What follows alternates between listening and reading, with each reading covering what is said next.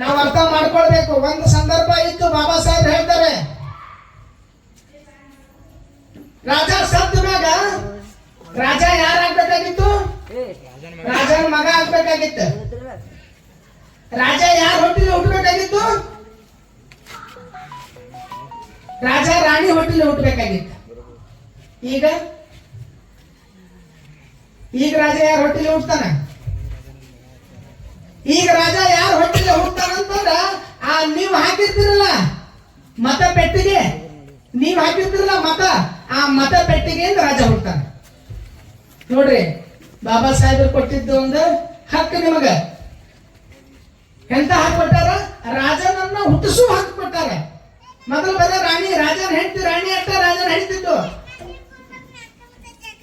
ಈಗ ಭಾರತದ ಪ್ರತಿಯೊಬ್ಬ ನಾಗರಿಕನಿಗೆ ರಾಜನನ್ನ ಹುಟ್ಟಿಸುವ ಹಕ್ಕು ಕೊಟ್ಟಿದ್ದು ಬಾಬಾ ಸಾಹೇಬ್ರೆ.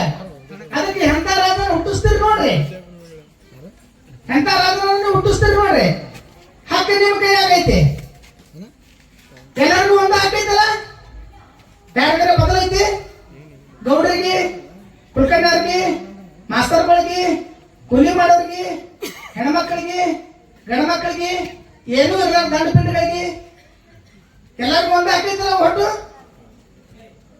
ಆ ಓಟನ್ನ ನೀವು ಚೆನ್ನಾಗಿ ಅರ್ಥ ಮಾಡ್ಕೊಂಡು ಯೋಚನೆ ಮಾಡ್ಕೊಂಡು ಕರೆಕ್ಟ್ ಆಗಿ ಚಲಾಯಿಸಿದ್ರೆ ನಿಮ್ಮ ಹೊಟ್ಟೆಲೆ ರಾಜ ಹುಡ್ತಾನೆ. ಇಲ್ಲಂದ್ರ ನೀವು ಯೋಚನೆ ಮಾಡ್ಕೊಳ್ಳಿ, ರಾಜ ಚಲೋ ರಾಜ ಬೇಕು, ಕೆಟ್ಟ ರಾಜ ಬೇಕು.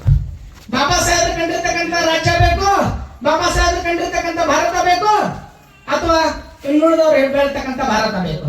ಯೋಚನೆ ಮಾಡ್ಕೊಳ್ಳಿ.